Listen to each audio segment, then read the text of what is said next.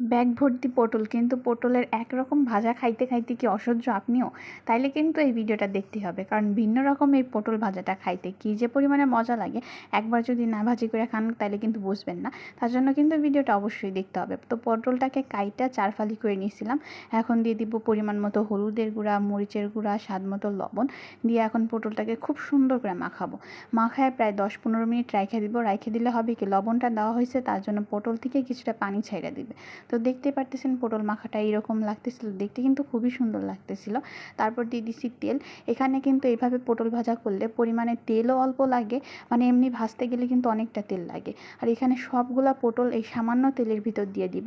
10 minute পর দেখবেন এইরকম তেলটা ছাইড়া দিবে। তেলটা কিন্তু একদমই মানে বেশি লাগবে না। তো পটল থেকে ভালোই তেল ছাইড়া দিছে। এখন মাঝখানে দিয়ে দিব কতগুলা পেঁয়াজ কুচি।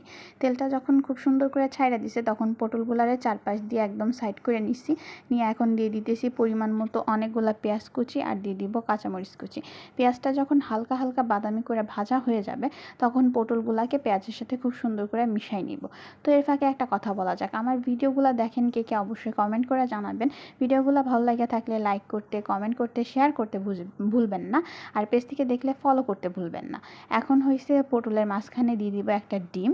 ডিমটা দিয়ে ডিমটাকে খুব সুন্দর করে ঝুরি করে নিব, একদম মানে পোস্ট করার মতো ঝুরি করে নিতেছি। ঝুরি করে এখন পটলের সাথে খুব সুন্দর করে মিশাই নিব। তো এইভাবে একবার হইলেও পটল ভাজা ট্রাই করে দেখেন। বারবার তো পটল এমনি ভাইজাই খাই দেখছেন, এইভাবে একবার হইলেও দেখেন, খুবই মজা লাগে খাইতে। আর গরম ভাতের সাথে, পোলাওয়ের সাথে তো কথাই নাই, যে কোনো খাবারের সাথে খুবই মজা লাগে খাইতে। তো এই তো আমাদের পটল ভাজা একদম রেডি।